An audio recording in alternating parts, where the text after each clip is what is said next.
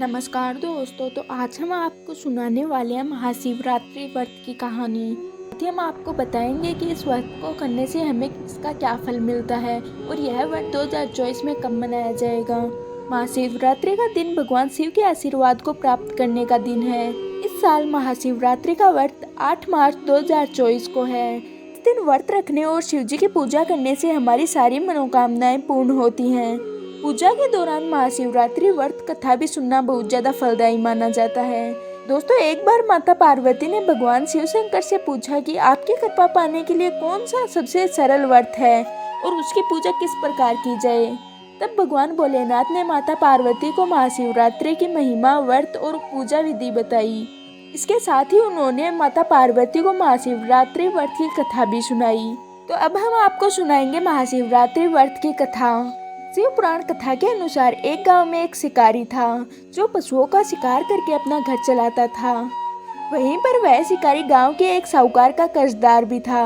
वह काफी प्रयासों के बाद भी अपने कर्ज से मुक्त नहीं हो पा रहा था। एक दिन क्रोधित होकर साहूकार ने उसे शिवमठ में बंदी बना लिया और उसी दिन शिवरात्रि थी। शिकारी उस समय शिवरात्रि की कथा को बहुत ही ध्यानपूर्वक सुन रहा था। शाम के समय में उसे साहूकार के सामने पेश किया गया तो शिकारी ने वचन दिया कि अगले दिन वह सभी कर्ज को चुकाकर मुक्त हो जाएगा। तब उसे साहूकार ने छोड़ दिया। शिकारी वहां से जंगल में गया और शिकार की तलाश करने लगा। वह शिकारी एक तालाब के किनारे पहुंचा और वहीं पर एक बेल के पेड़ पर अपना ठिकाना बनाने लगा। उस पेड़ के नीचे एक शिवलिंग था जो कि बेलपत्रों से ढका हुआ था, लेकिन उस शिकारी को इस बात की बिल्कुल भी जानकारी नहीं थी। वह शिकारी बेल वृक्ष की टहनियों को तोड़कर नीचे फेंकता गया और बेलपत्र उस शिवलिंग पर गिरते गए। कुछ न खाने के कारण उसका व्रत भी हो गया और अनजाने में ही उस शिकारी ने शिव की पूजा भी कर ली। दूसरे दिन दोपहर तक वह भूखा ही रहा। रात में एक गर्भवती हिरण तालाब में पानी पीने आया। तभी शिकारी ने उसे मारने के लिए धनुष बाण तैयार किया। उस हिरण ने कहा कि मैं बच्चे को जन्म देने वाली हूँ, तुम एक साथ 2 हत्या कर रहे हो।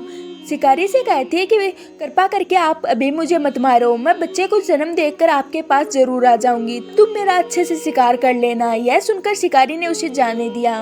कुछ देर बाद एक और हिरण आई तो शिकारी उसका शिकार करने के लिए तैयार हो गया। उस हिरण ने कहा कि वह अभी ऋतु से मुक्त हुई है, वह अपने पति की तलाश कर रही है क्योंकि वह काम से वशीभूत है। वह जल्दी अपने पति से मिलने के बाद शिकार के लिए उपस्थित हो जाएगी। शिकारी ने उसकी भी बात मान ली और उसे भी जाने दिया। देखते देखते देर रात हो गई। देर रात में एक हिरण अपने बच्चों के साथ तालाब के पास आई। शिकारी एक साथ कई शिकार देखकर बहुत ज्यादा खुश हो गया। वह शिकार करने के लिए तैयार हुआ। तभी हिरनी ने कहा कि वह अपने बच्चों के साथ उनके पिता की तलाश कर रही है, जैसे ही वो मिल जाएंगे वह शिकारी के पास आ जाएगी। इस प्रकार शिकारी हिरण को छोड़ना तो नहीं चाहता था, लेकिन उस हिरण ने शिकारी को बच्चों का हवाला दिया तो शिकारी ने इस बार भी हिरण को जाने दिया। अब शिकारी बेल वृक्ष पर बैठकर बेलपत्र तोड़कर नीचे फेंकता जा रहा था और सुबह भी होने वाली थी। तभी वहां एक हिरण आया।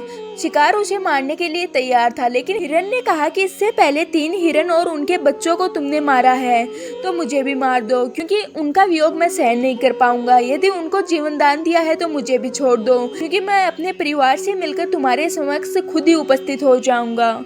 रात भर उपवास, रात्रि जागरण और अनजाने में बेलपत्र से शिवलिंग की पूजा के प्रभाव से शिकारी दयालु हो गया था। उसने हिरण को भी जाने दिया। उसके बाद उसके मन में भक्ति की भावना प्रकट हो गई और वह पुराने कर्मों को सोचकर पश्चाताप करने लगा। तभी उसने देखा कि हिरण का पूरा परिवार शिकार के लिए उसके पास आ गया है। वह देखकर और भी करुणामय हो गया और रोने लगा। उस शिकारी ने हिरण के परिवार को जीवन दान दे दिया और भी हिंसा छोड़कर दया के मार्ग पर चलने लगा। इस प्रकार शिव की कृपा से उस शिकारी और हिरण के परिवार दोनों को ही मोक्ष की प्राप्ति हुई। तो ये थी महाशिवरात्रि के व्रत की कहानी। तो आज की हमारी कहानी यहीं तक की थी। मैं आशा करती हूँ कि आपको ये कहानी पसंद आई होगी। अब हम मिलते हैं किसी और वीडियो के साथ।